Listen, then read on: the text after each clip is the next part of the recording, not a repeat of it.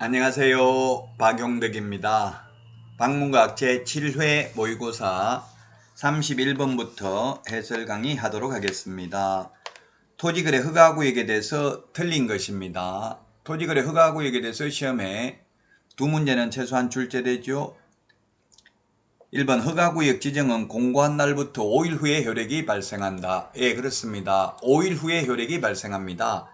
그러나 해제, 축소, 재지정의 경우 즉시 효력이 발생합니다. 처음 지정했을 때는 5일 후에 효력이 발생하고요. 그 다음에 2번 민사집행법에 따른 경매의 경우 허가구역 내 토지거래에 관한 허가 규정을 적용한다 했는데 틀렸습니다. 적용하지 않습니다. 경매는 허가받지 않아도 됩니다. 경매 허가받지 않아도 되고요. 그 다음에 압류부동산 공매도 허가받지 않고요. 허가 안 받는 예외들이 많이 있죠. 수용되는 경우에도 허가받을 필요 없고요. 자, 그래서 2번이 틀렸습니다. 허가 규정을 적용한다 했는데 경매는 허가 안 받아도 됩니다. 2번이 정답이고요. 3번 토지 이용 의무를 이행하지 않아 이행명령을 받은 자가 그 명령을 이행하는 경우 새로운 이행강제금 부과를 즉시 중지하고 명령을 이행하기 전에 이미 부과된 것은 징수해야 됩니다. 맞습니다. 그 다음에 4번에 주거용, 주택용지인 경우 사용 의무기간이 2년입니다. 2년, 의무기간 2년이다. 예, 우리 그 암기 프린터 32번에 보면은 허가받은 목적으로 사용해야 되는 의무기간이 나와 있습니다. 그 동그라미 6번에 있죠. 농업, 축산업, 임업, 업, 대토, 주거, 복지시설, 복리시설 2년이고요. 사업용 토지 4년, 민간임대주택 사업토지, 현상보존, 기타 5년입니다. 5년. 암기 프린터 32번에 맨 밑에 있습니다. 자, 그 다음에 5번 농지에 대해서는 법 제11조에 따라 토지거래 허가를 받는 경우에는 농지법 제8조에 따른 농지취득자격증명을 받은 것으로 본다. 예, 허가받으면 농지취득자격증명 받은 것으로 보고 허가받으면 부동산 등기특별조치법 제3조 규정에 의한 계약서 금인 받은 것으로 봅니다.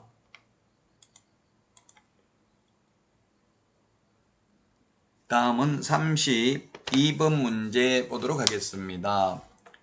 신고포상금에 대해서 위반행위 모두 고른 것은 위반행위 뭡니까? 거짓 해임 허가입니다. 거짓 신고한 경우 거래하지도 않았는데 거짓 신고한 경우 해제되지도 않았는데 거짓으로 해제 신고한 경우 임대차 신고 거짓으로 한 경우 허가받지 않거나 부정한 망보로 허가받은 경우 허가받은 목적으로 사용하지 않는 경우가 포상금 지급 대상입니다. 자, 그래서 기억 거짓 신고한 경우 포상금 지급 대상이고요. 그 다음에 거짓 신고를 요구한 경우에는 500만원 이하의 과태료이기는 하지만 포상금 지급 대상은 아닙니다. 그래서 니은은 포상금 지급 대상 아니고요.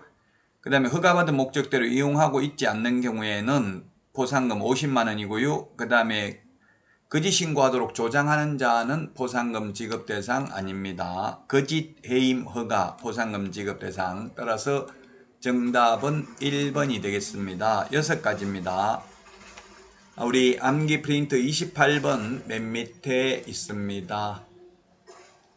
자, 다음은 33번 문제입니다. 33번. 이게 기출문, 작년에 기출문제죠. 갑이 건축법 시행령에 따른 단독주택을 매수하는 계약을 체결하였을 때 부동산거래 신고 등에 관한 법률에 따라 갑 본인이 그 주택에 입주할지 여부를 신고해야 되는 경우 모두 고른 것은 단, 갑, 을, 병은 자연인이고 정은 국가 등에 해당되겠습니다. 우리 그 암기 프린터 13번 맨 뒤에 보면은 있는데 암기 프린터 13번 동그라미 2번 뒤에 보면 있습니다. 입주계획, 자금조달계획은 투기과일지구 조정대상지역이면 금액과 상관없이 비규제지역은 6억 이상 주택법상 주택이고요. 그 다음에 주택법상 주택이 아니라 이거 건축법상 주택입니다. 그 다음에 법인이 취득하는 경우에는 금액과 상관없이 지역과 상관없이 그리고 투기과일지구는 자금조달계획에 관한 증빙자료를 제출해야 됩니다. 자, 그러면 기역에 보면 갑이 주택법상 투기과일지구 또는 조정대상지역 외의 장소에 소재하는 병 소유의 주택을 실제 거래가격 5억으로 매수하는 경우, 6억 이상이죠. 6억 이상 5억으로 하는 경우에는 자금 조달 계획이나 입주 여부 신고할 필요 없습니다. 5억인 경우는 6억 이상인 경우 자금 조달 계획 실입주 여부를 신고해야 됩니다.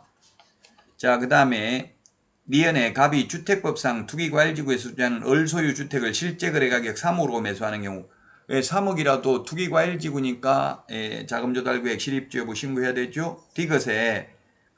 디귿은 지금 정 소유의 즉 지방공사 LH로부터 분양받는 경우 신고해야 됩니다. 투기과일지구니까. 이게 작년에 문제가 됐었는데, 작년에는 계약 일방 당사자가 국가 등인 경우 자금 조달 계획 실입주 여부 신고할 필요 없었는데, 올해 2월 28일부로 매수인이 국가 등인 경우로 바뀌었습니다. 그래서 매수인이 국가 등해야 되는데 매도인이 국가 등인 경우도 자금 조달 계획을 제출한다는 이야기입니다. 따라서 정답은 5번이 되겠습니다. 5번이 정답이 되겠습니다.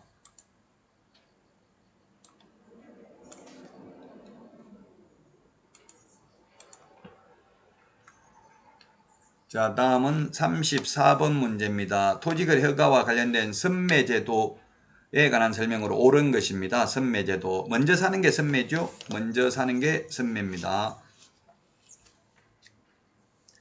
토지거래 계약 허가를 받아서 취득한 토지가 이용 목적대로 이용되고 있는 경우에, 이용되고 있는 경우가 아니라 이용되고 있지 않는 경우, 이용되고 있지 않는 경우가 선매 대상이 되겠습니다. 그래서 틀렸고, 2번은 2개월 이내가 아니라 1개월입니다. 1개월 이내에 선매자를 제정하여 토지 소유자에게 통지해야 되고요.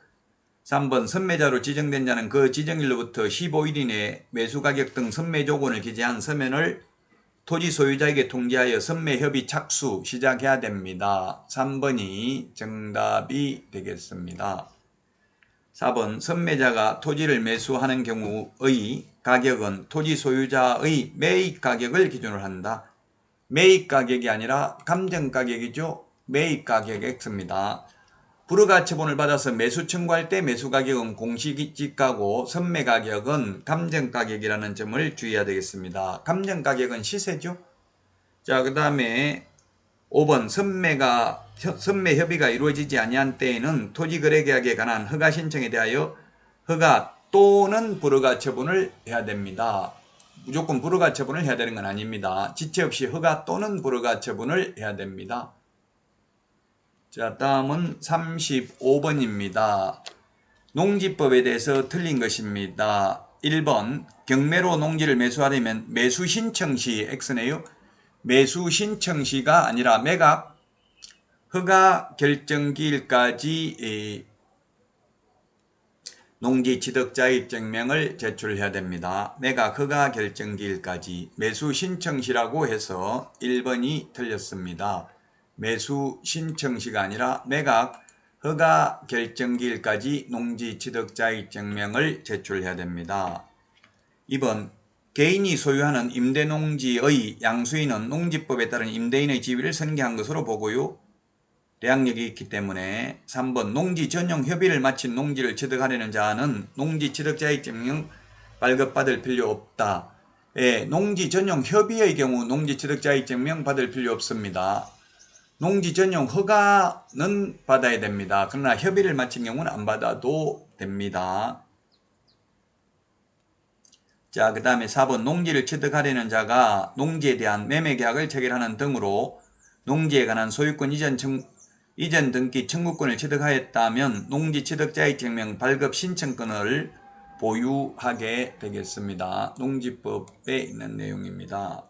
5번 주말 체험용농을 목적으로 농지를 소유하려면 세대원 전부가 소유하는 총 면적이 1000제곱미터 미만이고요. 세대원 전부입니다. 세대원 각각이 아니라 전부 합산한 면적이 1000제곱미터 미만입니다. 이게 우리 중개실무에서 가장 농지법에서 시험 많이 나왔던 지문입니다. 주말 체험용농은 세대원 전부 합산한 면적이 1000제곱미터 미만이다. 이하가 아니라 미만이 되겠습니다. 농지법 개정됐기 때문에 특히 주의하셔야 되겠죠. 자, 다음은 36번입니다. 조사 확인 방법으로 틀린 것입니다. 1번 조사 방법으로 각종 공적 장부, 현장 답사, 중개사물 상태 자료 요구, 기타 방법이 있고요. 그 다음에 2번 지적도 임야도를 통해서 부동산 소재지, 지목, 경계 등을 확인할 수 있다. 3번 분묘기지권, 법정지상권, 입지조건, 환경조건 등은 현장 답사를 통해서 확인해야 되고요. 4번 명인 방법을 사용한 집단 수목은 현장 답사로, 임목은 토지 등기사항 증명서를 통해서 조사 확인해야 된다. 예, 명인 방법은 등기부에 안 나타나니까요. 답은 5번이네요. 개업 공개사가 청량까지 하여 설명할 의무는 없다는 게 판례의 태도입니다. 청량까지 해서 설명할 의무는 없습니다. 그래서 5번이 정답이 되겠습니다. 자, 다음은 37번 문제인데요. 37번 문제가 조금 어렵죠. 확인설명서 1. 주거용, 2. 비주거용 공통적으로 기재되는 사항이 아닌 것은 몇 개인가? 이렇게 했는데, 예, 벽면, 바닥면 및 도배 상태인데, 도배 상태는 1의 서식만 기재합니다. 그래서 2의 서식에 기재하지 않고요. 일조량, 소음, 진동도 1의 서식에만 기재합니다. 그 다음에 도로와의 관계, 대중교통, 도대주, 교판, 요건 1, 2 서식 모두 기재하죠. 그 다음에 교육, 판매, 의료시설, 도대주, 교판, 판매, 의료시설, 요건 1의 서식만 기재 안 해요. 그래서 공통서식 아니고요. 그 다음에 소방시설, 소화전, 비상벨, 요거는 2의 서식만 기재를 하네요. 소화전, 비상벨, 2의 서식만 기재합니다. 비선호시설은 1의 서식, 3의 서식만 기재하고 2의 서식에 기재하지 않습니다. 계약갱신요건 행사 여부는 공통적 기재사항입니다. 그래서 공통적 기재사항이 아닌 것 5개가 답이 되겠네요. 5번이 되겠습니다. 1, 2의 서식 공통적 기재사항 아닌 것 5개입니다. 도배 상태 아니고요. 일조량, 소음, 진동 이건 1의 서식 기재하고 도배 상태도 1의 서식만 기재합니다. 그 다음에 교육, 판매, 의료시설, 도대주, 교판 했을 때 도대주, 1의 서식은 도대주, 교판, 2의 서식은 도대주죠. 그래서 교육, 판매, 의료시설 1의 서식만, 그 다음에 소화전, 비상벨은 2의 서식만 기재합니다. 그리고 비선호시설 1의 서식만 기재합니다. 따라서 5개가 정답이 되겠는데요. 요건 확인설명서 서식을 보고 좀 확인을 해야 되기 때문에 어렵습니다. 자, 다음은 38번 문제입니다. 거래계약 체결 및 계약서 작성에 관한 설명으로 틀린 것입니다. 계약서 작성에 관해서 틀린 것. 1번 공인중개사 법령상 계약서의 법정 서식은 현재 정해진 바가 없으나 법령상 확인설명서, 교부일자 등 필수적 기재사항을 빠뜨리지 않고 기재해야 된다. 예, 필수적 기재사항 우리 암기 프린트 9번 인물계약금 인권조교 확인설명서, 교부일자 반드시 기재해야 되고요. 2번 합유재산에 대해서 합유자가 그 지분을 처분하려면 합유자 전원의 동의를 받아야 됩니다. 확인해야 되죠. 공유인 경우는 공유 지분만 처분하는 경우 다른 공유자 동의받을 필요 없죠. 총유는 지분이 없기 때문에 사원총회 결의를 거쳐야 되고요. 3번 매매계약 체결 대리권을 수여받은 대리인은 특별한 사정이 없는 한 그 매매계약에서 약정한 바에 따른 중도금이나 잔금 수령할 권한이 있다. 맞습니다. 4번 피후견인 소유의 부동산 매매를 후견인이 대리하는 경우 개업공개사는 후견 등기사항 증명서 등을 통해서 후견인이 맞는지 여부를 확인한 후 후견인과 계약을 체결하면 법적 의무를 다한 것이다. 4번이 틀린 정답이 되겠네요. 후견 감독인의 동의를 받아야 됩니다. 그래서 4번이 틀렸습니다.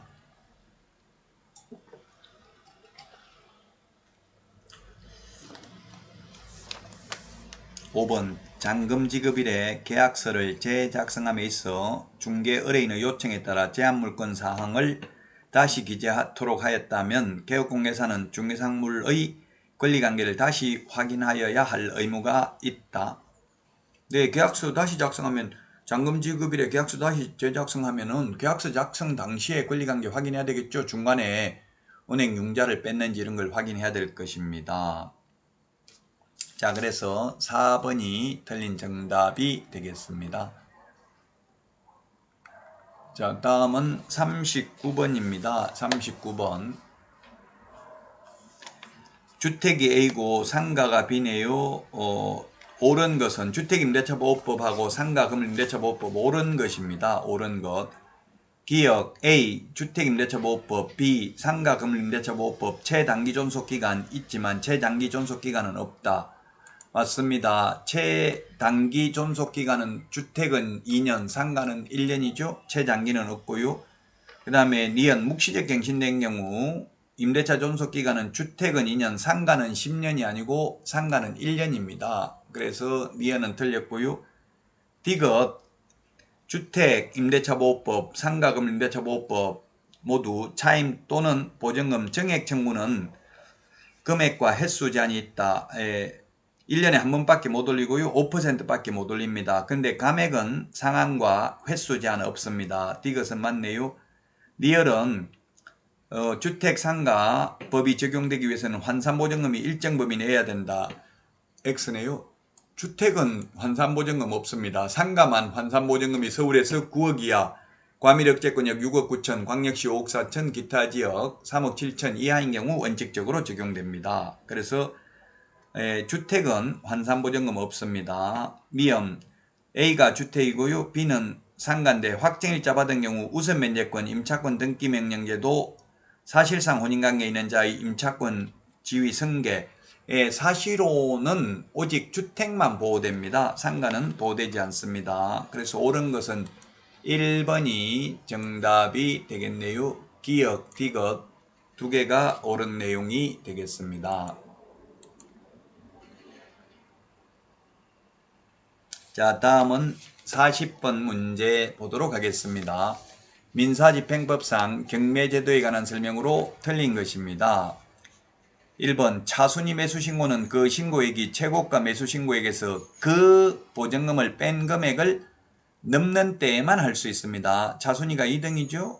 맞습니다. 넘는 때에만 할 수 있습니다. 초과 넘는 때. 2번 첫 경매 개시 결정 등기 전에 등기된 저당권자, 건저당권자, 압류권자, 가압류권자 및 임차권 등기명령에 의한 임차권 등기권자는 배당 요구하지 않아도 배당받을 수 있다.